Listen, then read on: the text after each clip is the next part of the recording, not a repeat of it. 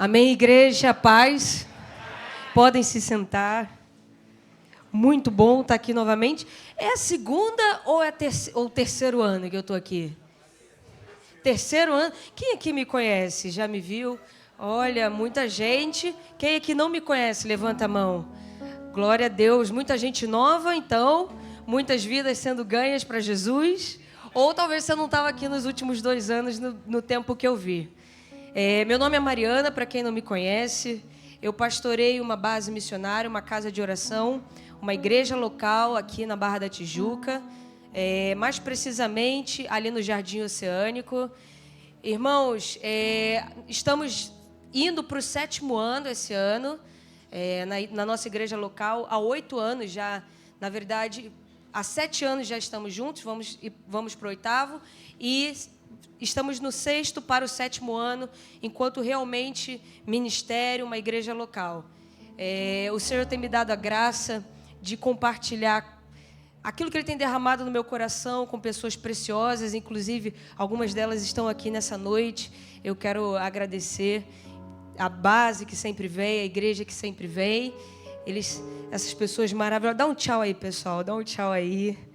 E aí também o pessoal dá um tchau para ele, que nós somos todos corpo de Cristo, amém? Agradecer também o pastor Cristiano, pastora Jaqueline, toda a família que eu conheço, admiro, amo, respeito e sou muito grata ao Senhor por caminhar juntos. Eu creio que o Senhor tem muito mais para a gente, né? Fiquei muito feliz de ver a obra. No final, eu quero ir ali, dar uma olhada. Fui ao banheiro, dei uma espiada ali, como está ficando lindo. E é lindo ver também as promessas de Deus se cumprir, né? Eu vi aqui, vi o terreno, e ver o terreno ganhar forma. Irmãos, a gente não faz ideia de como a gente tem um privilégio na mão, principalmente quando uma igreja está sendo edificada. Muitos de nós já chegamos a igrejas, templos que já foram edificados por outros homens que Deus usou, mas vocês têm a oportunidade de abençoarem não só a obra de Deus, mas a edificação, a expansão de uma igreja.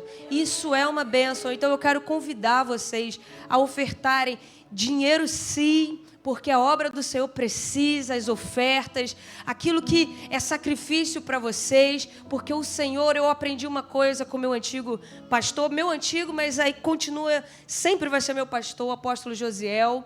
Ele diz: Deus não fica devendo nada a ninguém. E eu sempre lembrei disso, porque a palavra de Deus diz: aquele que dele se aproxima, saiba que ele fala assim, galardoador. Sabe o que é isso? Recompensador daqueles que o buscam. Então, naquele grande dia, no grande dia do Senhor, o Senhor vai nos mostrar. Qual o seu nome, irmão? João Batista. Você estava aqui na última vez, não estava? O João vai falar: Senhor, eu te ofertei R$100. E o Senhor vai mostrar para ele em amor, porque o João vai entrar no reino dos céus, amém? Vai estar salvo naquele dia e vai dizer: João, eu te retribuí. Aí não vai ser 101, 102 reais, vai ser muitas vezes mais, porque Deus não vai ficar devendo nada a ninguém. Mas a gente não faz para o Senhor nos retribuir, nós fazemos porque o amamos. Mas a natureza de Deus é nos galardoar, é nos recompensar, porque Ele é um Deus generoso. Então eu convido você, eu convido a igreja nesse momento de expansão. O único texto nas Escrituras que Deus diz: me prove, é quando Ele fala de dinheiro. Isso não é minha ministração, irmãos, mas eu fiquei tão feliz com essa chamada, essa convocatória. Eu também ofertei em alegria, em amor. Mas quando o Senhor diz: me provem, e vejam se eu não abrirei as janelas dos céus. E a palavra de Deus ali em Malaquias não está dizendo só dízimo. Diz: e que te roubamos, Senhor? Ele diz: nos dízimos e nas ofertas. Então a gente pode roubar a Deus não só nos dízimos, mas nas ofertas. E por que ele diz: me prove? Quem é provado precisa ser aprovado. E vocês acham que Deus em algum momento vai ser reprovado? Quem acha que Deus em algum momento pode ser reprovado? Então, deixa eu te explicar um segredo bíblico. Você não precisa perguntar a Deus: Deus, eu oferto 50, 20 reais ou oferto 100 reais. toda vez que você ofertar, mesmo não tendo, você vai provar Deus. E sabe o que vai acontecer? Deus vai ser aprovado. Então, se tem algo que você nem precisa perguntar a Deus, se é da vontade dEle, ou se você deve fazer aquilo que a nossa mente acha loucura, mas o Espírito sabe que não é, é no momento da oferta. Então, eu quero te convidar, irmãos, a provar a Deus. Nos dízimos, sim, mas principalmente na oferta. Uma igreja generosa na obra e na oferta na casa do Senhor. Amém? Glória a Deus. Bom, vamos à palavra de hoje. Eu sempre fico muito pensativa o que dizer aqui. Já é o meu 3º ano. Dessa vez vim meio gripada. Estava aqui cantando baixinho na adoração, porque eu fui no aniversário de um dos discípulos lá da base. Aí, pastora, você pode orar? Comecei a orar e falhei no final. Começou a minha voz, comecei a tossir. Eu falei, vou economizar minha voz. Mas é isso que é intimidade, né, gente? Agora vocês já estão me vendo até gripada. É bom que vocês oram por mim e eu tenho certeza que eu vou acordar bem amanhã. Mas vamos à nossa palavra.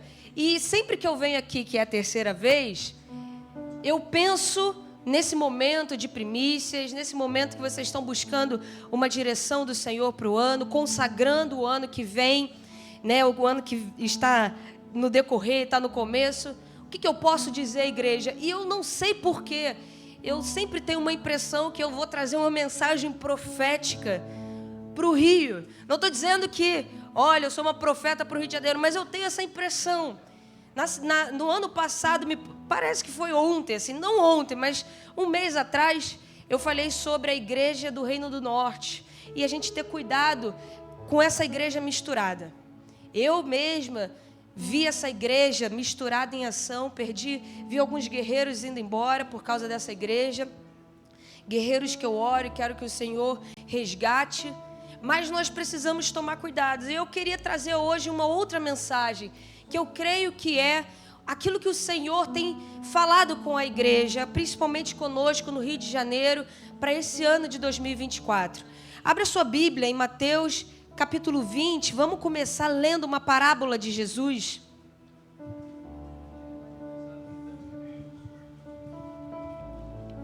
Vocês estão bem, pessoal? Vocês estão animados? Vocês estão felizes? Alegres no espírito? Dá um glória a Deus aí, para a gente tirar esse sono. Se tiver algum sono, você já chacoalha o teu irmão, fala, irmão, você veio para uma aula de matemática. Depois vocês vão entender no decorrer do texto. Fica ligado aí, anota tudo. E se não pegar na hora a matemática, vai dar certo no final. Fala, vai dar certo no final. Vamos ler o texto a partir do versículo 1. Diz o seguinte: porque o reino dos céus é semelhante a um dono de uma casa que saiu de madrugada para assalariar trabalhadores para a sua vinha. E tendo ajustado com os trabalhadores 1 denário por dia, mandou-os para a vinha. Saindo pela 3ª hora, viu a praça e outros que estavam o quê? Fala, desocupados. E disse-lhes, ide vós também para a vinha, e vos darei o que for justo. E eles foram. Tendo saído outra vez, perto da hora 6ª e da 9ª, procedeu da mesma forma. E saindo por volta da hora 1/10, encontrou outros que estavam e perguntou-lhes, por que estivestes aqui desocupados o dia todo? Responderam-lhe, porque ninguém nos contratou. Então lhes disse ele, ide também vós para a vinha. Ao cair da tarde, o senhor da vinha disse o senhor da vinha ao seu administrador, chama os trabalhadores e paga-lhes o salário, começando pelos últimos, indo até os primeiros. Vindos da hora 1/10, recebeu cada um deles 1 denário. Ao chegarem os primeiros, pensaram que receberiam mais. Porém, estes também receberam 1 denário cada um. Mas, tendo recebido, murmuravam contra o dono da casa, dizendo, esses últimos trabalharam apenas 1 hora, contudo os igualastes a nós, que suportamos a fadiga e o calor do dia. Mas o proprietário disse a um deles, amigo, não te faço injustiça. Não combinaste comigo 1 denário? Toma o que é teu e vai-te, pois quero dar a este último tanto quanto a ti. Porventura não me é lícito fazer o que quero do que é meu? Ou são maus os teus olhos porque eu sou bom? Assim, os últimos serão primeiros e os primeiros serão últimos, porque muitos são chamados, mas poucos escolhidos. Tem muitos segredos nesse texto, a gente poderia passar dias, mas eu quero primeiro te chamar a atenção. Quem que o Senhor Jesus, nessa parábola, diz que é chamado? Os que estão o quê? Desocupados. Quem são esses desocupados? Por que que eles estão desocupados? Deixa eu te dizer uma coisa. Deus, segundo essa parábola, busca os, fala, desocupados. Agora, minha pergunta para você: você é desocupado? Como eu posso entender se eu estou desocupado ou não? É uma parábola que mostra, primeiro, limite. Qual é o limite? Fala assim, a vinha. Então, nessa parábola, presta atenção, todos os que não estavam trabalhando na vinha, para aquele senhor eram considerados o quê? Consegue entender que tem um código profético aqui? Todos aqueles que não estavam trabalhando na vinha, para Deus eram desocupados. Ou seja, Deus tem um desenho para uma região. Deus tem uma vinha para uma região. E Deus considera desocupados todos aqueles filhos que não estão trabalhando e operando dentro do desenho. O ponto de Deus não é o que você estava fazendo fora, mas se você está operando dentro de um desenho espiritual ou não. Por isso que ele diz, todos vão ganhar a mesma coisa. Por quê? Porque o desenho é um só. Todos correm, mas só há uma recompensa quando essa vinha é cuidada e trabalhada pelos seus trabalhadores. Então, não é se você trabalha, não é se você desenvolve uma atividade, e eu ouso a dizer com muito respeito, né? Eu sei que a gente fala muito, se você é trocador, seja o melhor trocador para a glória de Deus, amém, irmãos. Se você é médico, seja o melhor médico para a glória de Deus, amém. Mas, se você exerce qualquer tipo de função, exerça essa função para a glória de Deus. E o que é glória de Deus? Quando a vontade de Deus se cumpre. Então a gente tem que ser um pouquinho mais específico. Senhor, como na minha função eu posso trabalhar na vinha do Senhor, no desenho do Senhor? Isso muda tudo. Qual é esse desenho? Que vinha é essa? E como aquilo que o Senhor me deu, eu posso cooperar com esse desenho? Porque eu não quero ser um ocupado desocupado para o Senhor. Eu preciso trabalhar na vinha. E trabalhando na vinha, os que chegaram antes e os que chegaram por último vão ganhar a mesma recompensa. Por quê? Porque a recompensa é o galardão do nosso Deus, é a glória do seu nome, é a sua obra sendo completa. Isso fala de igreja, isso fala de unidade, isso fala de vocês conhecerem qual é o plano estratégico de Deus para essa região e como vocês, com os dons e os talentos, podem não só serem os melhores naquilo que vocês fazem, mas serem o melhor dentro desse plano, cooperando com os dons e talentos que vocês têm. Aí eu volto a te fazer a mesma pergunta, que eu sei que os irmãos aqui são uma bênção, os irmãos todos têm dons e talentos, os irmãos trabalham, né? Os irmãos que estão procurando emprego querem trabalhar, não tem ninguém aqui que quer ficar o dia inteiro sem fazer nada. Mas, até para você que já está em várias funções, eu te pergunto, você está desocupado ou você está ocupado? Entende a diferença? Bom, pensando nisso, eu quero mostrar para vocês como é que Deus considera um dia. Como é que eu posso saber, Mari, que eu estou sendo efetivo? Quem tem essa pergunta? Como eu posso saber que eu estou agradando o Senhor? Vamos olhar algumas coisas. Abre a sua Bíblia em Atos 13, versículo 18 a 22. O tema dessa ministração é contando os dias. Eu já falei sobre isso na base, mas eu quero dar um foco para a gente que eu considero muito importante. Atos 13, do versículo 18 a 22. Eu vou abrir aqui também na minha Bíblia. Diz o seguinte, isso aqui é um discurso de Paulo, tá, irmãos? E ele diz assim, a partir do versículo 18: e suportou-lhes, falando de Deus, os maus costumes por cerca de 40 anos no deserto. E havendo destruído 7 nações na terra de Canaã, deu-lhes essa terra por herança. Vencidos cerca de 450 anos. Depois disso, lhes deu juízes até o profeta Samuel. Então lhes pediram um rei, e Deus lhes deparou Saul, filho de Quis, da tribo de Benjamim, e isso pelo espaço de 40 anos.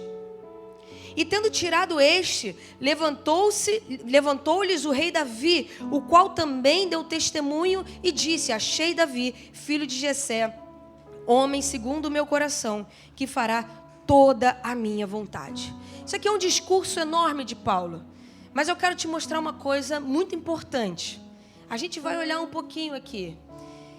Desde a saída do povo da terra do Egito até a construção do templo, ali, quem construiu o templo? Salomão. Sim ou não? Antes era o tabernáculo, depois o templo foi Salomão. A história bíblica, irmãos, ela é toda distribuída pelo templo. Se os irmãos perceberem, né? É a construção do primeiro templo. O povo é levado para o cativeiro babilônico. A banda do norte deixa de existir. A banda do sul é levada para o cativeiro babilônico. Depois de um tempo no cativeiro babilônico, Daniel entende, lendo os escritos, que eles deveriam ter um tempo determinado ali, e depois o Senhor retornaria. Daniel ora, pede perdão pela iniquidade. Enfim, nesse exato momento Deus levanta Ciro. Deus levanta alguns decretos, o povo pode sair do cativeiro babilônico e ele vai reconstruir os muros. Aí entra ali Esdras, Neemias, eles reconstroem os muros. Muitas vezes eles são atacados, há uma certa perturbação na ordem, demora um pouquinho mais, mas eles reconstroem. Aí vem a palavra de Ageu: a glória da segunda casa vai ser maior que a da primeira. O templo volta a operar, eles choram, eles dão gritos, até que um dia vem Cristo e diz: olha, se vocês destruírem esse templo, em 3 dias eu reconstruirei. Os fariseus e os saduceus riem dele, né? Importante dizer que a religião que Jesus veio confrontar não foi a igreja, não foi a nossa, que a gente chama de religiosidade. Ele veio confrontar os fariseus e os saduceus, que foram, vamos dizer assim, policiais da lei, que surgiram nesses 400 anos em que Deus ficou em silêncio. Deus nunca estabeleceu na palavra dele fariseu e saduceu. Eles que trouxeram esse tanto de regra que Jesus veio confrontar a respeito do Shabat. Por exemplo, do sábado você não pode fazer nada. E Jesus olha para eles e diz assim: o meu pai, ele está falando de Adonai, trabalha no sábado, está trabalhando até agora. Olha que loucura, né? Para o Senhor Jesus dizer isso em pleno sábado. Outra coisa que Jesus disse: aquele que não comer da minha carne e não beber do meu sangue não vai ter parte comigo. Quem sabe aqui, judeu não come carne com sangue mesmo, né? É intertestamentário, mas ele vai confrontando esses policiais. Não é a igreja. Ele está confrontando esse sistema que adentrou aí. Estão comigo? E aí, quando Jesus ascende os céus, os discípulos ficam por volta do ano 70, o templo novamente é destruído por Nero, a igreja é espalhada, né? A gente vê tudo isso, os judeus, a diáspora vem. E o fato é que nós estamos esperando, o palco apocalíptico é o terceiro templo. Daniel capítulo 9. Então precisa do terceiro templo, a história é contada pelo templo, isso é muito importante. A gente marca os tempos com o templo é o mesmo, mas com a reconstrução. Então a reconstrução, a terceira reconstrução do templo, ela vai sinalizar que a gente realmente chegou no fim dos tempos. Isso está acontecendo em Israel, você pode olhar. Acabou-se de se cumprir uma das profecias, que depois a gente pode falar sobre isso. Mas o fato é, desde a saída do povo do Egito até a construção do templo, a gente tem uma contagem de tempo aqui. Deixa eu mostrar para vocês. Olha aí para o versículo 18. E os irmãos vão entender o que eu estou querendo dizer. Suportou-lhes os maus costumes por quantos anos? 40 anos. Quem é bom de matemática, já grava aí, 40 anos. Depois diz, vencidos cerca de 450 anos. No versículo 20, estão comigo? 40 mais 450. 490. Aí depois diz que eles pediram um rei e deu Saul. Saul reinou aqui quanto tempo? No versículo 21? 40 anos. 450 mais 40. 490 mais 40. 530. Pessoal, tá bom. Aí depois diz o quê? Achei Davi, homem segundo o meu coração, que fará toda a minha vontade. Quantos anos Davi reinou, irmãos? Fala assim, 40. Saul e Davi reinaram os dois 40 anos. Tem um mistério aqui. Porque Deus diz, lá nos patriarcas, o cetro não se apartaria de Judá. Mas o primeiro rei que ele levanta é um benjamita. Isso é um outro mistério. Eu acho que eu já falei isso aqui. Ou seja, 430 mais 40 anos de Davi, quanto tempo? 570. Muito bom. Quando Salomão vai construir o templo, ele começa a construir, fala assim, no quarto ano. No quarto ano, ou seja, Salomão fica 3 anos e no quarto ele começa a construir. Você vai entender onde eu vou chegar. 570 mais 3 anos para Salomão começar a construir o templo, quantos anos? 570. Agora você já sabe, desde a saída do povo do Egito até a construção do primeiro templo, quantos anos? Você virou um mestre das escrituras. Desde a saída do povo do Egito até Salomão construir o primeiro templo, quantos anos? Gente, demais, incrível isso, glória a Deus. Agora vamos para uma segunda contagem. Abre a sua Bíblia em 1 Reis. Falei que você ia vir para uma aula de matemática, mas também se lembra, vai dar tudo certo. Quantos anos? 573. 40 anos no deserto, 450 anos, depois 40 anos do reinado de quem? Saul, depois mais 40 anos do reinado de quem? Davi, e depois 3 anos Salomão até ele começar a construir o templo. Quantos anos reinou Saul? Quantos anos reinou Davi? Vocês são maravilhosos na Bíblia, glória a Deus por isso. Vamos lá, 1 Reis, capítulo 6, versículo 1.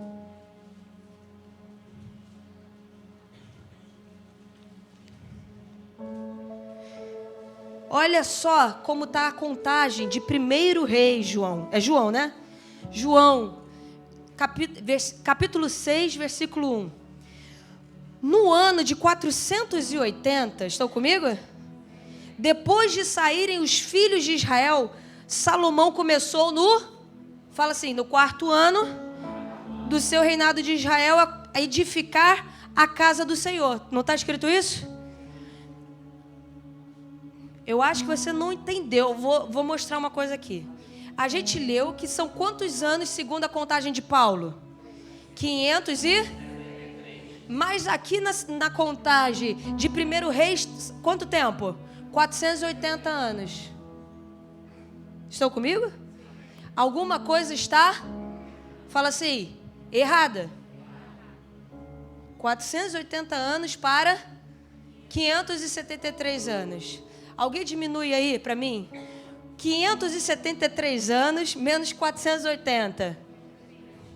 93. Que irmão é esse aqui? Por isso que esse irmão tem um som de pedir as ofertas, né?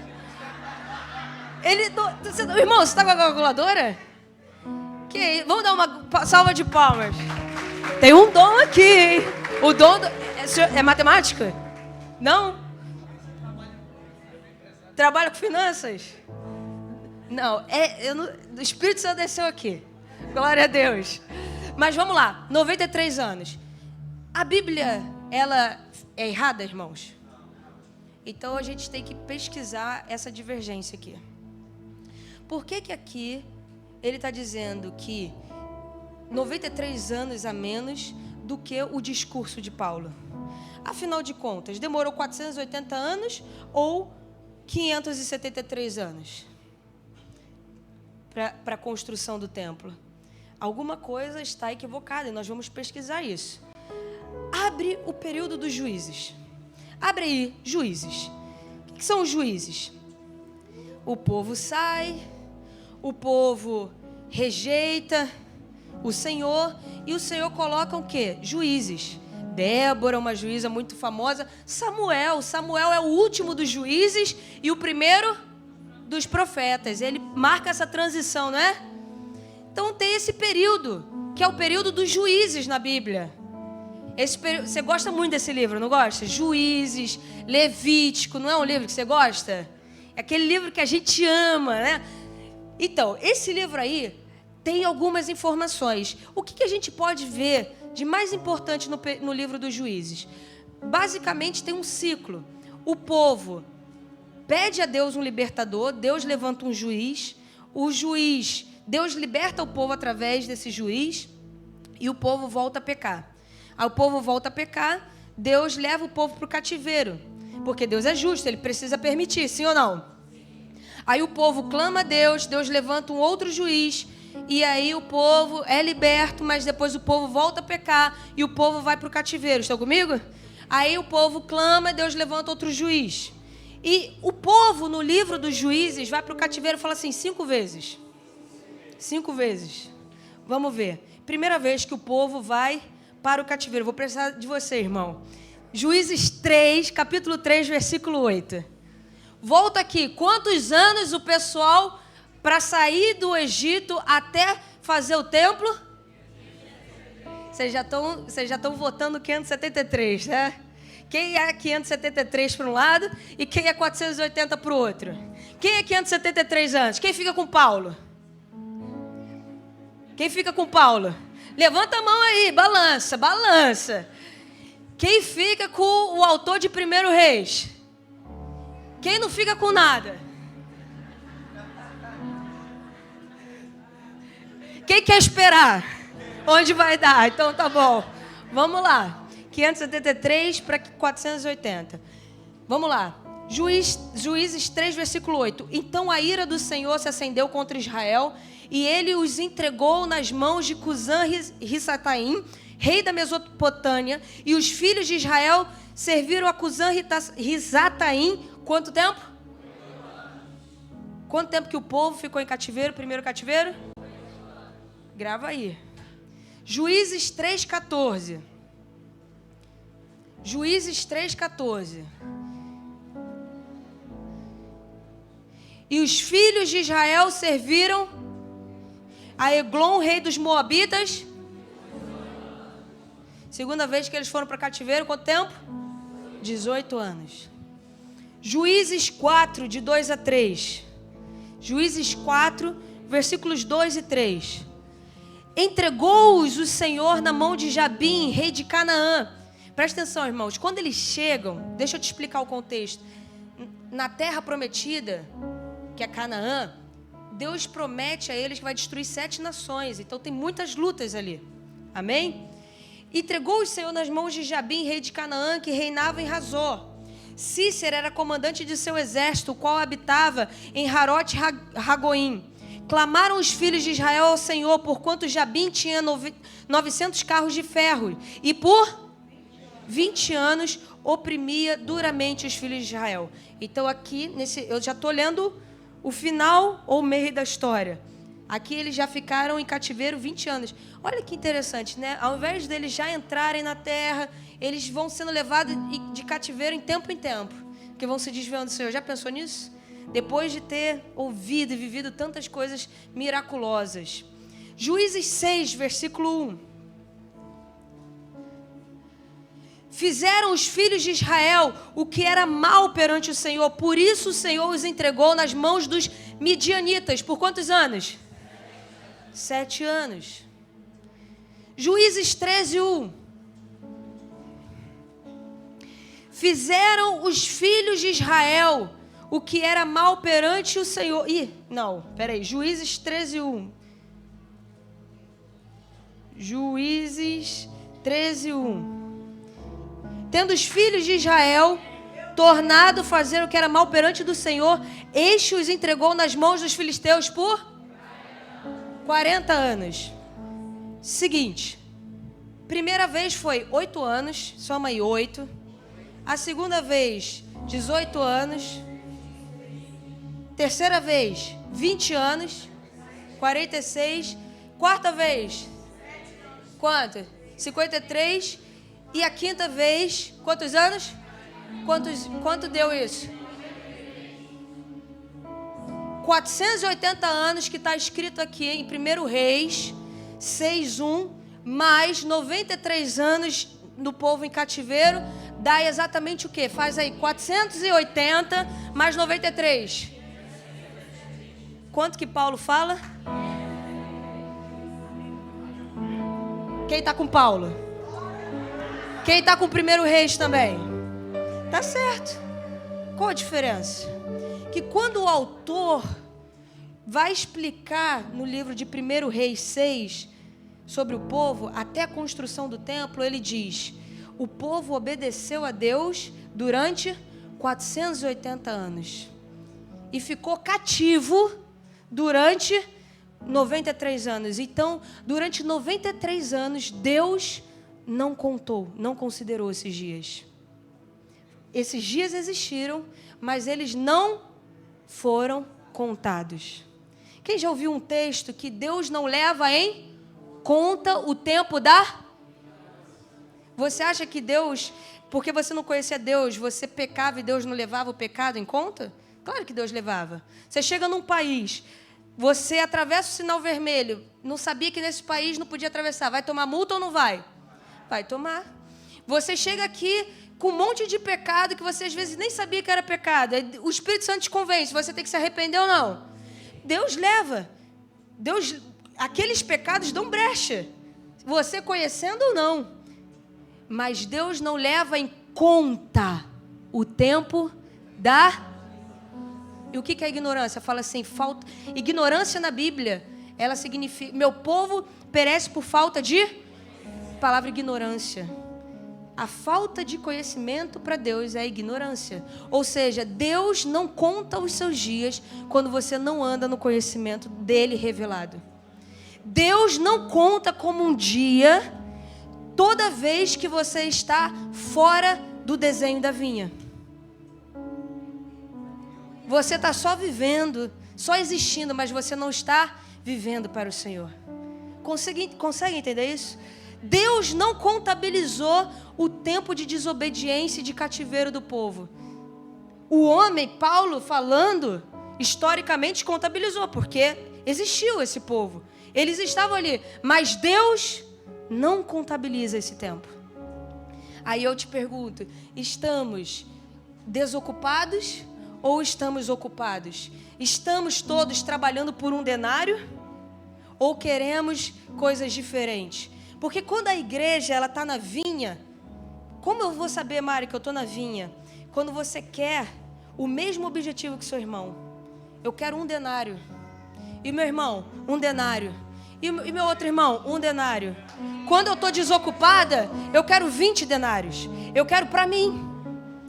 O objetivo não é coletivo. Eu quero que Deus me dê mais pelo meu preço. Mas quando eu estou na vinha, eu pago o preço que o Senhor me pede para que todos nós recebamos o mesmo denário. Você está usando dos seus ofícios para querer 10 denários ou para o 1 denário dessa vinha do Senhor Jesus? Consegue entender o que eu estou dizendo? Você está fazendo o que você está fazendo para o desenho que Deus revelou para a igreja seja cumprido ou para você ser bem-sucedido para a glória de Deus? Estamos desocupados ou estamos ocupados? Essa é a nossa pergunta. Igreja coletiva. Olha para o teu irmão e diz: infelizmente... Fala assim, não, felizmente, irmão, eu não posso viver sem você. Quem não gosta de gente, não pode viver na igreja. E deixa eu te contar um segredo, irmão. Fala assim, onde tem gente, tem problema. Onde tem muita gente, tem muito problema. Eu tenho 2 certezas, mas uma maior. Aqui tem mais problema que na minha base, porque tem mais gente. Eu vou orar mais pelo pastor Cristiano e pelo pastor Jaqueline, que eles têm mais gente.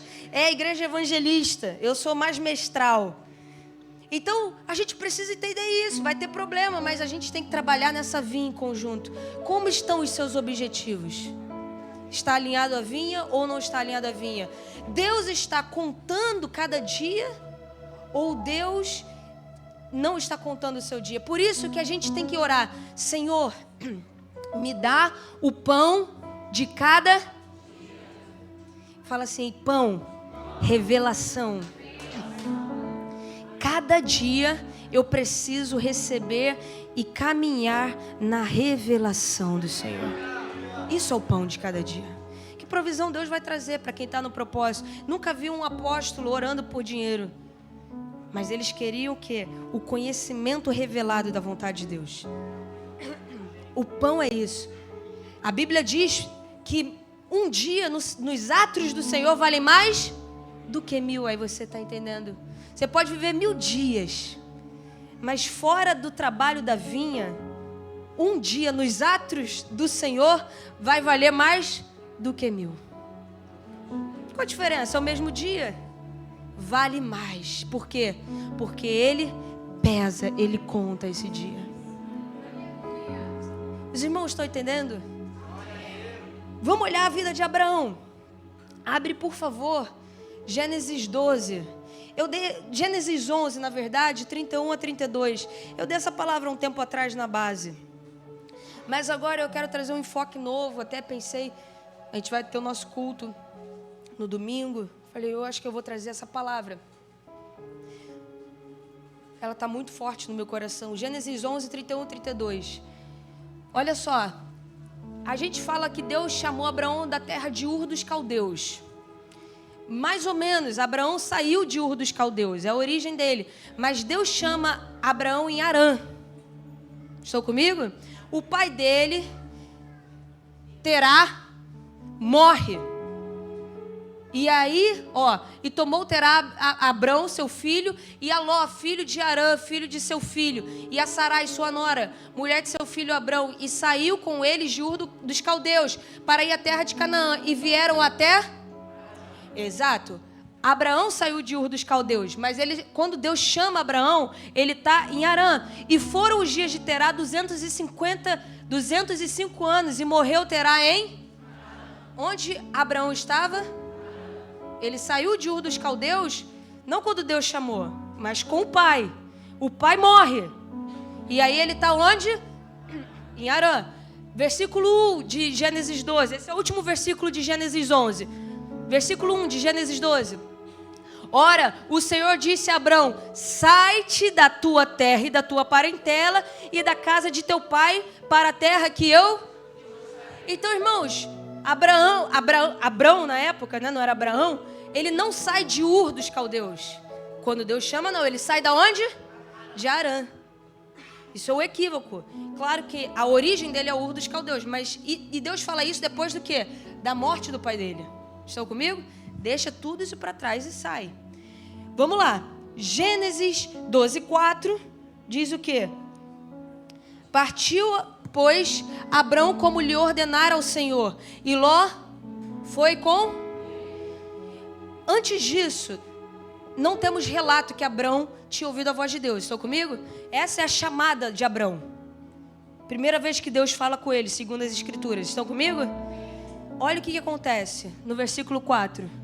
Assim partiu Abrão como o Senhor lhe tinha dito. Ele obedeceu a Deus? E foi Ló com ele. E era Abrão de idade de... Gente, Abrão nasceu para Deus, sabe com quantos anos? A primeira vez que a Bíblia conta a idade de Abrão é com... Olha, vocês conseguem entender isso? Por que a Bíblia diz e Abrão tinha 70? Deus começa a contar o quê? Os dias de Abrão. Quando você começa a fazer a vontade de Deus, você não nasceu. Claro que você nasce para o Senhor, Ele estava no dia do seu nascimento, Ele te ama, mas você nasceu mesmo do Espírito para o Senhor no dia que você fala assim: eu vou fazer a sua vontade. E aí ele fala: Abrão nasceu para mim com 75 anos. Vamos lá. Capítulo 15, versículo 4.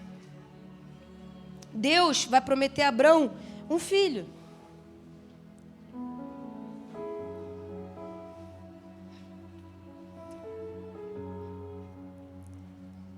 Abrão está falando, Senhor, eu não tenho ninguém. Aí Deus diz, a isso respondeu o Senhor, não será esse o teu herdeiro, mas aquele que será gerado de ti será o seu herdeiro. Então, Abrão já começou velho. Estão comigo? Já começou velho. Bota aí Gênesis 16, de 1 a 2.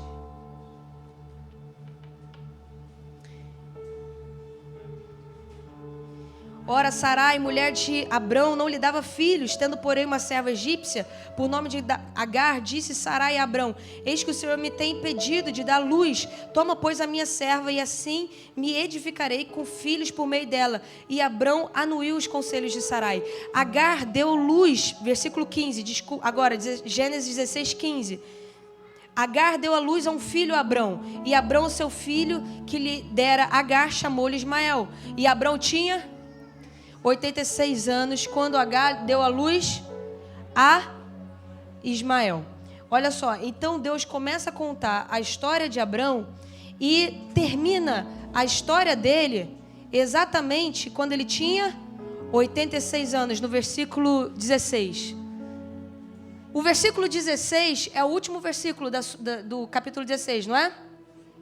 Ou seja, Abrão vinha cumprindo a vontade de Deus, fez 86 anos, Deus prometeu a ele um filho, 86 anos, e ele conseguiu ter um filho. Estão comigo? Olha a responsabilidade com a unção que Deus dá. Deus poderia não ter permitido, mas Deus nos dá a unção e nos faz o quê? Escolher o que a gente faz com a unção. Consegue entender o temor disso?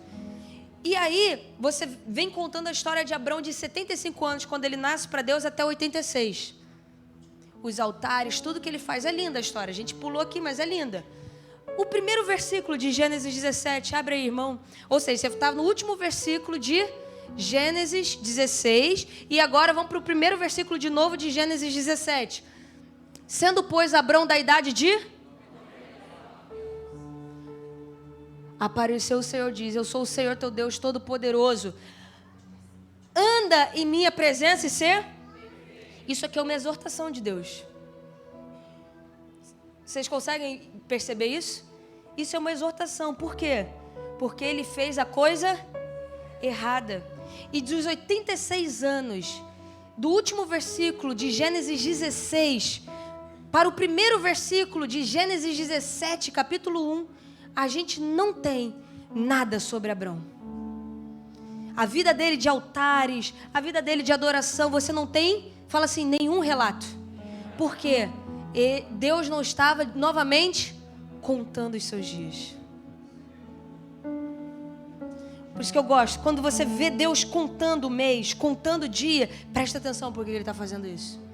De repente, 13 anos da vida dele, sem nenhum histórico.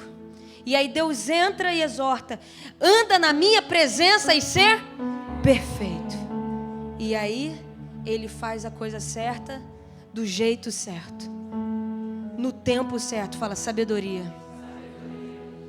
E aí Deus volta ao quê? A contar a idade de Abrão. Porque agora ele está obedecendo novamente ao Senhor. Você às vezes pode falar, Mário, eu tenho 63 anos de idade. Mário, eu tenho 21 anos de idade. Eu quero saber quantos anos você tem na presença de Deus. Porque, irmãos, de 3 a 5 anos é o tempo necessário na Bíblia para um filho pequenininho, imaturo. Que a palavra filho são 5 palavras na Bíblia, sendo 2 as melhores. Ruiós, que a gente sabe, que é o filho maduro, e pater, que é o filho que já virou pai, ele gera outros filhos. De 3 a 5 anos, você tira o filho, tecnon, aquele filho pequenininho. Palavra filho, elas são várias palavras. Então, fala de um bebê que bebe leite. Mas, com 3 a 5 anos, você já vira um ruiós. Fala assim, um filho maduro. Aquele texto, há uma ardente expectativa na criação para a manifestação dos filhos. Palavra filhos, ali a gente sabe que é o quê? Ruiós. Há uma ardente expectativa da criação pela manifestação dos filhos maduros. por que a gente vê gente 30 anos na igreja, mas parecem que tem 2 anos espiritualmente falando? Por quê? Tem 2 anos espiritualmente falando. Muito tempo sem o quê? Cumprir a vontade de Deus. Então, diante do Senhor, a estatura do varão perfeito está pequenininha. Por quê? Porque Deus para de contar os dias que você não se submete à vontade dEle. E aí você não amadurece. Pastora Mariana, como eu posso amadurecer e trabalhar na vinha? Fala assim, obedecendo ao Senhor sem questionar. E aí Deus vai contando os seus dias. E aí você vê Jesus que ia crescendo em graça diante de quem? Dos homens, mas também diante de... Então existe um crescimento, fala assim, diante dos homens. 573 anos. Mas 53 anos, 63 anos, 67 anos, 80 anos. Mas existe um crescimento, fala assim, diante de Deus. 480 anos. Muito diferente. Por isso nós temos que crescer em graça diante dos homens, mas principalmente diante de Deus. Por isso que Paulo chega para Timóteo e diz, ninguém te menospreze pelo fato de você ser jovem, mas seja você exemplo, tipós, tupós, na palavra, na pureza, na fé, no amor. Um jovem, fala assim, mais velho do que muitos anciãos diante do Senhor. O que nós precisamos? O que nos falta? Qual é a mensagem que eu creio ser profética para nós como igreja e que eu falei para a nossa igreja na virada de ano novo? Abre a sua Bíblia em Salmo 90, versículo 12. Salmo número 90, versículo 12. Olha a oração de Moisés. O salmo não é só de Davi, a gente tem os filhos de Corá, a gente tem alguns salmos de Moisés. Olha a oração de Moisés. Ensina-nos. Eu gosto dessa versão que ele diz, Senhor, ensina-nos a contar os nossos... Ensina-nos a contar os nossos dias, de maneira que a gente alcance um coração. Senhor, eu preciso aprender a contar os meus dias. O que é isso? Senhor, conta os meus dias. Eu preciso do teu conhecimento aplicado na minha vida. Eu preciso de sabedoria. Por isso que Deus olha e fala, você me pediu sabedoria, então eu vou te dar muito mais coisa. Eu preciso de sabedoria. Fala, sabedoria. É eu pegar o conhecimento de Deus e aplicar. Eu sei qual é o desenho da vinha. Eu tenho certeza que vocês sabem qual é o desenho da vinha. Os pastores já devem dizer, o desenho da vinha para essa região é esse. Só que às vezes você está igual uma criança, desocupado, fazendo as coisas para a glória de Deus. Eu brinco lá na base. Você não chega para mim e fala assim, Deus me deu um carro para a glória de Deus. Eu já falo logo assim, que eu tenho um monte de obra. Eu falo, irmão, carro para a glória de Deus? Então bota para a glória de Deus mesmo. Vamos levar os irmãos. Bota para a glória de Deus esse carro aí. Deus me deu um emprego para a glória de Deus. Para a glória de Deus? Então bota isso aí para a glória de Deus. Quero ver se é para a glória de Deus. Vamos botar a prova aqui se é para a glória de Deus ou não. Você está desocupado ou você está ocupado? Porque tem uma vinha. Por que Deus te deu isso? Eu tenho uma planta baixa. Quer trazer para a glória de Deus e ficar ocupado? Ou quer ganhar 10 denários? Porque teu coração é mau. Agora, se você quiser de sabedoria, porque o desenho da vinha você já conhece. Lá na base o pessoal já conhece o desenho da vinha, o estúdio, isso aqui lá. Aqui vocês também conhecem o desenho da vinha. Agora, quer operar no desenho da vinha ou quer ficar infantilizado? Fora desse desenho. Um dia Deus vai te pedir contas, irmão. Eu quero estar lá junto com Davi, Paulo, passar e falar, irmão, tá muito longe, depois eu vou aí. Estou aqui, com Jesus governando. Estão comigo? Sim ou não, irmãos? Gente acomodada não dá, desocupado não dá. Preguiçoso não é do reino de Deus. 8 horinhas não dá. Tem que fazer muito mais. O Senhor Jesus está às portas. A gente tem uma vinha para edificar. Estão comigo? Agora o ponto é, O que é o coração sábio? Você tem o conhecimento. Sabedoria é diferente de conhecimento. Essa é a oração de Paulo. Eu oro para que o Senhor dê um espírito de revelação e sabedoria no conhecimento de Cristo. Efésios 1. Agora, conhecimento vocês têm. Vocês sabem a planta. O que é sabedoria? Fala andar no conhecimento.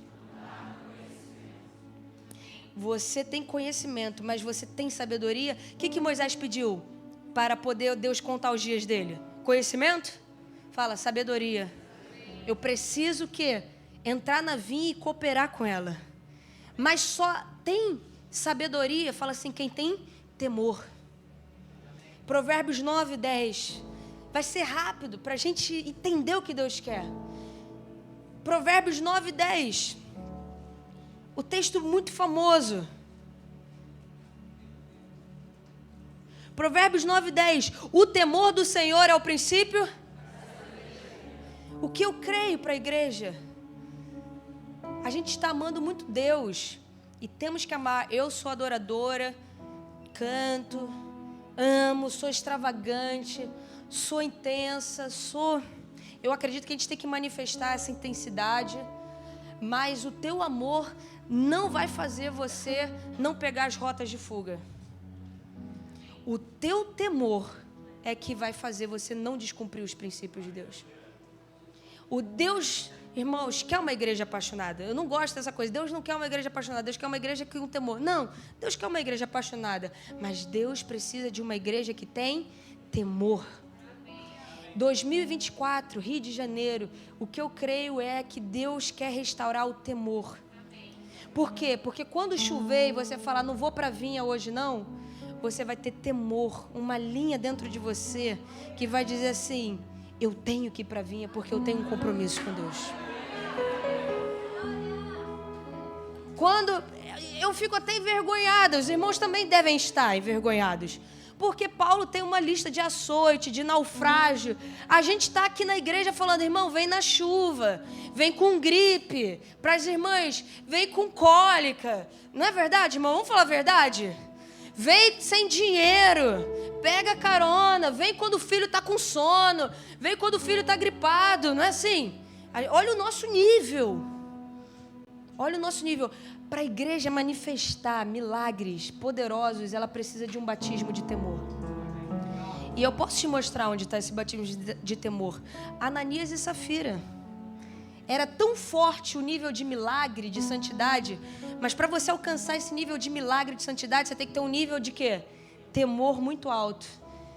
Era um nível de temor tão alto que uma mentira aos pés dos apóstolos, a pessoa era o quê? Eliminada, para a igreja continuar tendo o quê? Aquele nível de temor. Hoje em dia aqui é a casa do papai, eu também amo o Senhor como meu papai, mas aí a gente acha que... Porque, irmãos, vamos dizer a verdade, quem já foi do dark side, do lado negro das forças? Ninguém aqui? Não, você tocava lá o atabaque, sei lá, e você não ia, aí o santo, né, te cobrava. Aí batia o carro, perdia a unha, dente, não sei o quê. Você ia por causa de medo. Deus é bom. Deus não vai te matar. Mas não significa que o Senhor não está vendo isso. Aí porque Deus não te mata, igual Ananias e Safira, porque o temor está baixo no nível da igreja, aí você acha que assim, eu amo o Senhor, quero atos, quero avivamento, mas estou gripado, não vou pregar. Estou gripado, não vou para a igreja. O que o Senhor quer restaurar na gente, irmãos? Fala assim, Deus quer restaurar o meu temor. Para eu andar em sabedoria e trabalhar nessa vinha. E para Deus contar os meus dias e efetivamente eu me tornar um filho maduro. O Senhor está procurando os filhos maduros que vão trabalhar nas estratégias de Deus para a cidade. Você tem que sair do nível, Senhor, me dá, Senhor, né? Trabalhei demais esse fim de semana no encontro com Deus. Ou, Senhor, está muito pesada a igreja. E você tem que entrar no nível, Senhor, quais são os planos para a cidade? Como eu posso contribuir mais? Quais são as intercessões? Quais são os focos de oração? Papo de filho fala assim, ruiós, maduro. que tem temor. Só que para você ter esse tipo de papo e resposta com Deus, você precisa crescer em estatura diante do Senhor. E para crescer em estatura, você precisa não mais pegar as rotas de fuga e permitir. O meu desejo era que o Senhor falasse assim: Mariana, você foi arrebatada, que eu acredito que eu não vou morrer. A não ser que o Senhor queira me levar antes, mas eu acredito que eu vou participar do arrebatamento. Mariana, você foi arrebatada com 42 anos de idade. E você viveu 42 anos de idade para mim. Ou quem mais, se o Senhor disser: Mariana, você foi arrebatada com 42 anos de idade, mas você correu tanto que para mim você tinha 350 anos. Você virou anciã com teus 30 anos de idade. Ou você quer ouvir: você viveu 87 anos de idade, mas a estatura que você tinha era de uma criança de 2 anos e 7 meses. Por quê? Porque na hora, você me amava, você está salvo, você está aqui. Mas na hora que você tinha que atravessar a cidade com chuva para chegar na igreja, você dizia: ai, estou muito cansada, estou com dor no dedinho do pé, não posso vencer essa dor. E aí você não vai, e você foi reduzindo a tua fé. Eu sou um Deus que não posso curar o seu dedinho do pé. Ou na verdade eu não sou digno para você me servir com dor no dedinho do pé. O que eu acho muito pior. Eu não sou digno para você me servir com dor de cabeça. Eu não sou digno para você me servir com dor na costela. Eu não sou digno de você me servir com dor no estômago. Mas eu ia te dar tão mais. Eu tinha tão mais para você. Mas eu não pude te dar. Porque a tua estatura foi muito baixa. Você não ia comportar. E você ia morrer. Então, ao invés de você morrer, eu te preservei novinho mesmo. E agora vinde, benditos de meu Pai. Que amor é esse? Eu não sei. Então, o Senhor quer uma igreja sem ruga, né? Eu falo isso na casa de oração. Uma igreja sem mancha, sem mácula e sem ruga, com revelação fresca. Mas não uma igreja infantil. Uma igreja anciã. Uma igreja conhecedora. O Senhor precisa voltar a falar com a gente sobre libertação. O Senhor precisa voltar a falar com a gente sobre intercessão. O Senhor precisa voltar a falar para a gente o que Ele pensou dessa região quando Ele fundou essa região e como nós podemos construir o que Ele pensou. O Senhor precisa voltar a falar com a gente. Mas a criança, ela fica falando: ai, Senhor, trabalhei 7 dias, só eu trabalho. O adulto diz: Senhor, me dá um ombro para eu carregar a arca e subir no monte. Pesada. Por quê? Porque eu quero conhecer os sacrifícios do corpo de Cristo. Os irmãos estão comigo? Recebem essa palavra em amor? Quem não participa dos sofrimentos de Cristo, do pão, ele não consegue entender o que é a igreja. Ele vira um crítico. Mas quem participa dos sofrimentos de Cristo vira uma pessoa de misericórdia. Eu olho e falo... Eu lembro de uma vez, né, quando eu comecei uma obra que o Senhor me pediu, as pessoas olhavam tanto para mim e diziam: você tem que fazer assim, você tem que fazer assado. E eu sabia que eu tinha que fazer assim, assado. Mas não tinha como, irmãos, eu não tinha braço para aquilo. O Senhor não me fez Deus, eu era ser humano limitado. Quando as pessoas começaram a compreender essa obra e começaram a se agregar, elas começaram a parar de: você tem que fazer assim, assado. E a gente começa a ter o quê? Fala assim: misericórdia. E aí Deus diz: misericórdia quero, não justiça. Aí você acha que misericórdia é o cara tá pecando do seu lado e fala: não, tem que ter misericórdia. Misericórdia com a noiva de Cristo, com os sofrimentos de Cristo, com os esmiuçar, porque quando a gente não conhece as marcas de Cristo, a gente não é corpo, a gente precisa conhecer as marcas de Cristo. Você não come da ceia, você tem que comer desse pão rasgado, desse corpo dilacerado e dizer: eu quero o mesmo por causa de Cristo. E eu só posso suportar o mesmo por causa do seu sangue que me justifica, mesmo quando eu não mereço. Eu quero comer da sua carne e eu quero beber do seu sangue. Eu quero o seu pão, a sua palavra, o seu temor. E eu quero beber do seu sangue. Eu quero do vinho do seu amor. Eu quero, mas eu não vou me embriagar. Porque na Bíblia, fiquei bêbado do Espírito. Não tem nenhum texto que você fica bêbado do Espírito. Paulo diz: irmãos, não vos embriagueis com vinho, no qual há dissolução, mas enchei-vos do... Sabe por que não existe embriaguez? Porque no reino de Deus é o contrário. Você fica sóbrio. Porque você não só fica tomando vinho, você come do pão. Isso te equilibra. Então você conhece do mover do Espírito e você tem fundamento na palavra. Você tem amor, vinho, mas você tem temor, palavra de Deus. Que o Senhor levante em nós uma igreja de 573 anos até a construção do templo. Faz sentido para os irmãos? Eu quero que você fique de pé e nós vamos orar nessa noite, nesse tempo, para que você seja cheio do temor do Senhor. Nessa noite eu quero convidar os irmãos a pedir não só a prosperidade, a casa, o carro, o emprego, mas eu quero que você fale assim: Senhor, eu não quero mais andar desocupado. O que eu peço? Eu quero trocar 10 denários por 1 denário. Eu quero trocar 10 denários do mundo por 1 denário com o Senhor. Eu quero trocar 1000 dias sem a tua presença com 1 dia no teu átrio. Você vai orar a vontade de Deus, a palavra. Eu quero sabedoria para poder contar os meus dias e ter um coração sábio. Eu quero temor. Eu quero temor do Senhor. Quem está comigo aqui? Quem deseja isso, irmão? Balança a tua mão. Agora todo mundo entrou em concordância. E nós vamos começar a pedir isso ao Senhor. A igreja vai pedir ao Senhor no ano de 2024. Sei que vocês estão recebendo muitas direções, mas eu quero o temor do Senhor. Eu quero trabalhar na vinha. Eu quero o desenho dessa vinha. E eu preciso sair da desocupação e render as coroas aos pés de Jesus.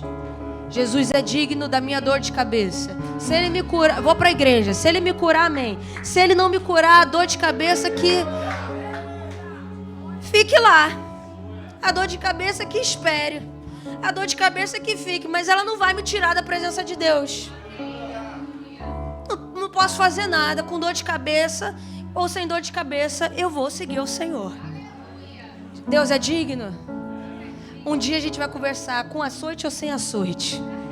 Porque os homens eram tão cheios de fé que eles diziam: Senhor, muito obrigada por nos ter achados justos para receber açoites na sua presença. Eu quero ver um dia a igreja orar isso. Não, Senhor, estou com muita dor de cabeça e meu pastor não entende que eu estou com dor de cabeça. E ele é tão bravo comigo, ele não tem compaixão de mim, ele quer me tirar de casa com dor de cabeça. Meu Deus, quantos filhos de 2 anos o Senhor vai ter que ficar ouvindo? Cadê os filhos? Vão falar: Senhor, digno é o Senhor, porque o Senhor conseguiu ver em mim um suporte para receber açoitadas, e eu nem estou pensando em te deixar, eu estou alegre por causa disso. Aleluia.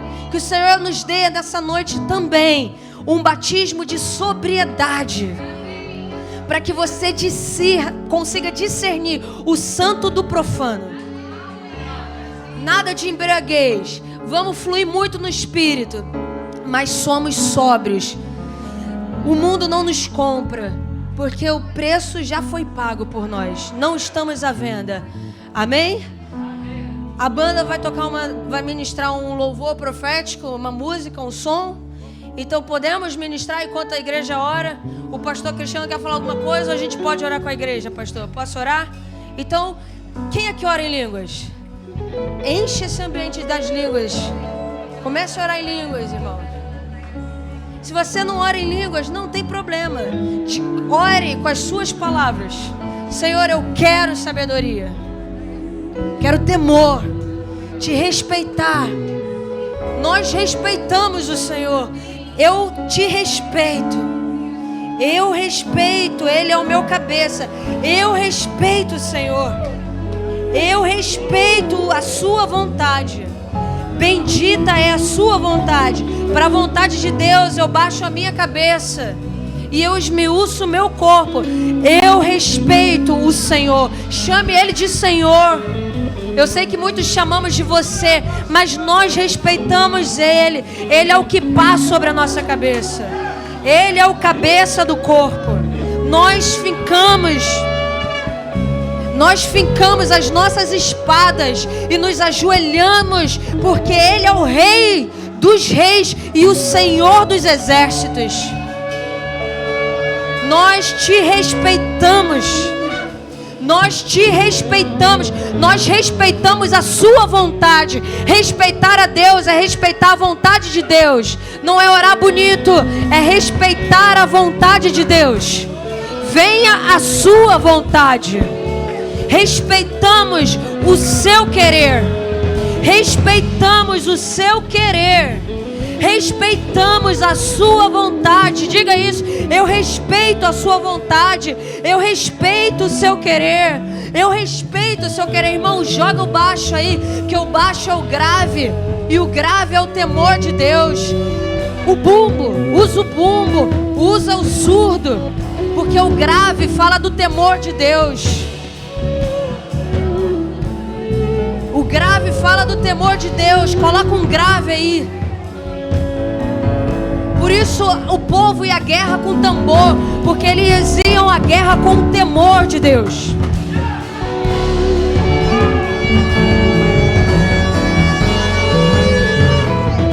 Guerreiro respeita a vontade de Deus.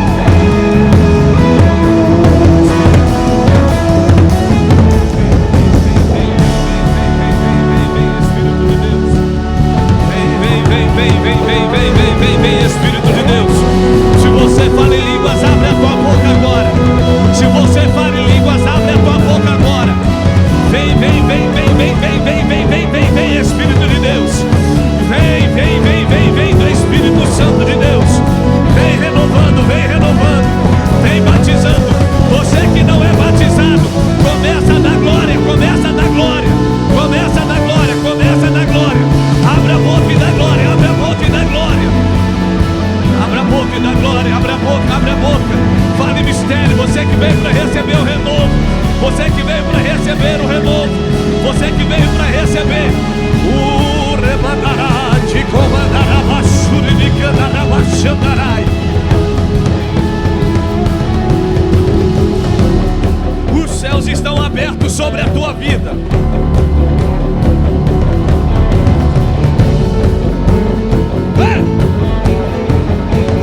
Há uma nuvem de glória aqui. Há uma nuvem de glória aqui. Você que está falando em línguas, toque alguém do teu lado, porque o fogo de Deus vai pegar nele aí. Vai. Vai.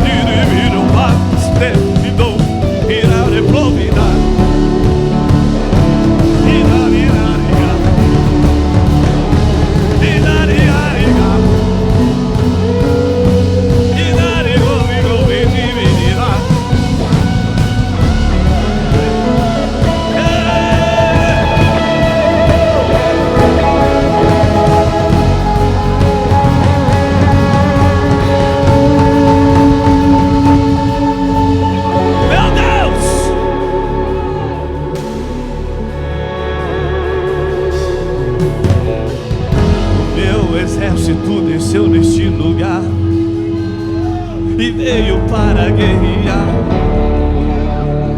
A minha igreja foi o meu clamor e eu desci para dizer: aqui estou.